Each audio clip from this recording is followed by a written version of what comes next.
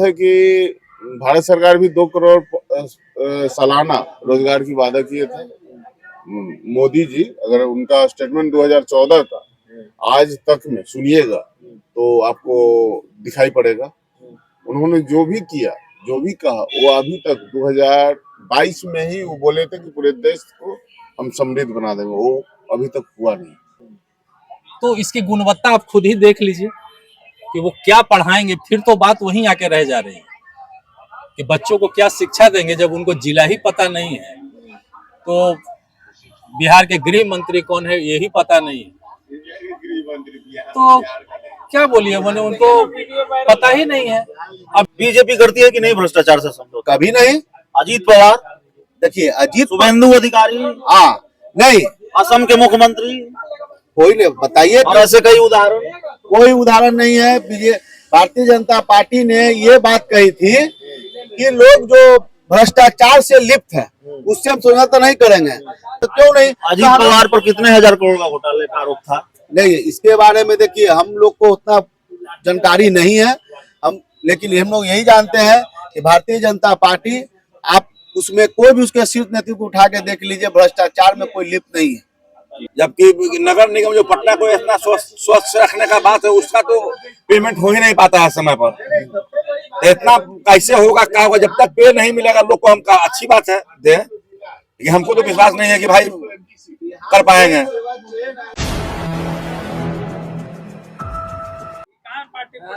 नमस्कार, आप देख रहे हैं 4 PM बिहार और मैं हूं अभिषेक मिश्रा। देखिए इस वक्त हम पटना के गांधी मैदान में हैं।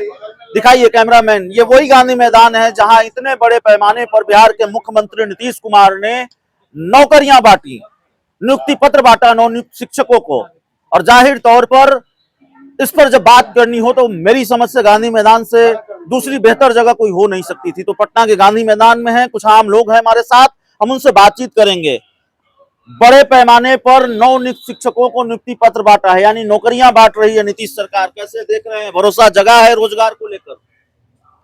नीतीश कुमार जी जो गांधी मैदान में 2 तारीख को जो नवनियुक्त जो पत्र बांटे हैं छात्र को, वो नवनियुक्त पत्र उनको मिला है कि वो उस परीक्षा में पास किए हैं, अभी उनको नौकरी नहीं मिली है। उन्होंने कहा है कि ये फिर से उस सारे छात्र का जितना भी डॉक्यूमेंट लगाए थे उस सब की स्क्रूटनी होगी, जांच होगी, उसके बाद उनको उस जिले में दिया जाएगा कि किस स्कूल में, किस हाई स्कूल, प्रीमियर स्कूल में उनको नौकरी मिलेगा। अभी उनको मिल गया कि आप पास किए हैं, पास का सर्टिफिकेट है, अभी वो फेल भी उसमें हो सकते हैं।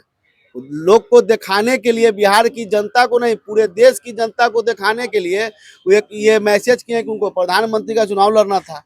क्योंकि देखिए पहली बार ऐसा है कि बिहार में लोग बेरोजगार है, लेकिन पूरे देश के जितना भी छात्र हैं उनको नौकरी देने के लिए बिहार सबसे बड़ा ठेका लिया है।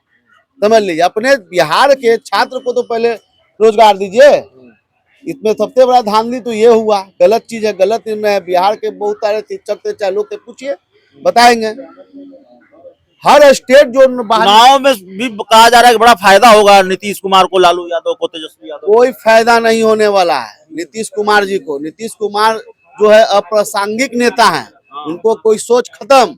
अब तो उनको खुद पता ही रहता है। बगल में लोग प्रेस वाले पूछते हैं, मीडिया साथी लोग, तो कहते हैं कि ए गृह मंत्री का कहाँ है हो, जबकि खुद गृह मंत्री हैं। और गृह मंत्री खोजते हैं कि गृह मंत्री कौन है। फिर लौटेंगे आपके पास। देखिए हमारे साथ सर हैं, इतने बड़े पैमाने पर आपसे बात करेंगे। इतने बड़े पैमाने पर शिक्षकों को नियुक्ति पत्र बांटा सरकार ने, मतलब भरोसा जगा है सरकार पर? हाँ, भरोसा तो जगह है जी, सरकार कुछ तो की। कहा जा रहा है कि बिहार में पहली बार इतने बड़े पैमाने पर नियुक्ति पत्र पटना के गांधी मैदान में बांटा गया है। ये बात सही है, इतने बड़े नियुक्ति पत्र अभी तक तो कभी नहीं बटा कहीं। भाई साहब कह रहे हैं गड़बड़ी हुई है। नहीं, गड़बड़ी कैसे होगी? ऐसा नहीं है। अगर गड़बड़ी है तो उनको सबूत देना चाहिए, किसी को भी सबूत दिखाना चाहिए ना कि गड़बड़ी कहाँ है, तब ना पता चलेगा। गड़बड़ी मुंह से भरबली बोलने से नहीं होता है। देखिए गड़बड़ है तो उसको बताइए कि कहाँ हुआ, किस स्तर से हुआ।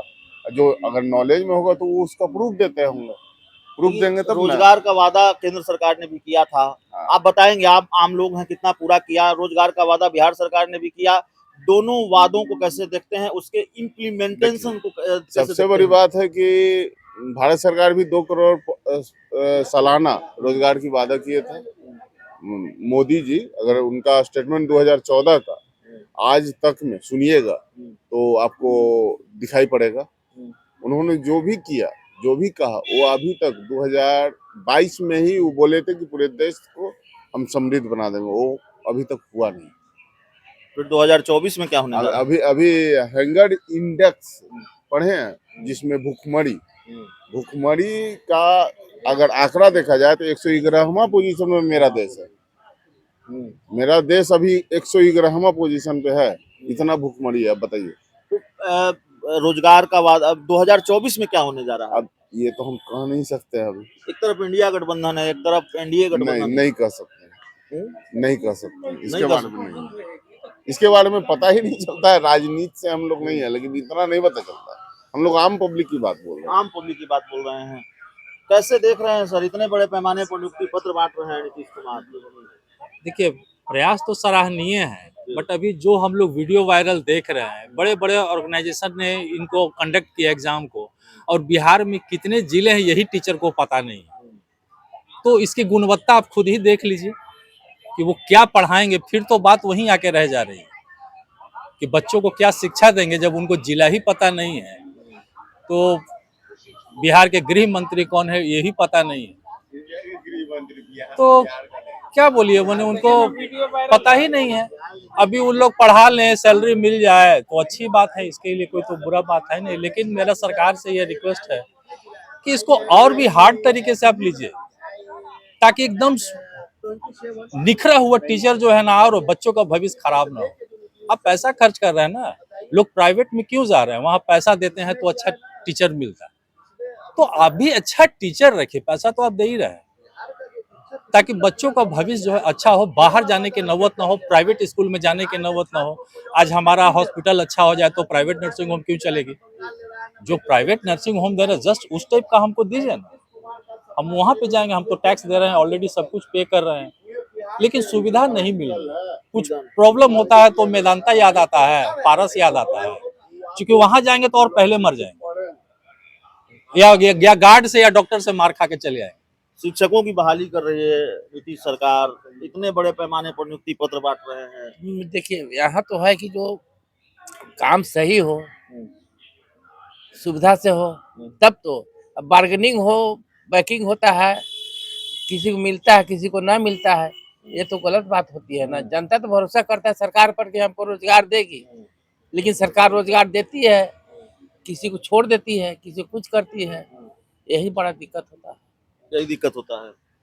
नीतीश कुमार पर भरोसा जगह है कि रोजगार देंगे। नीतीश बाबू तो काम किए ठीक है, लेकिन वो जिस तरह से काम करना चाहिए वो काम नहीं हो पा रहा। जिस तरह से काम करना चाहिए उस तरह से काम नहीं किए। रोजगार दे रहे हैं, इसी गांधी मैदान में इतने बड़े पैमाने पर नीतीश कुमार शिक्षकों को नियुक्ति पत्र बांट रहे हैं।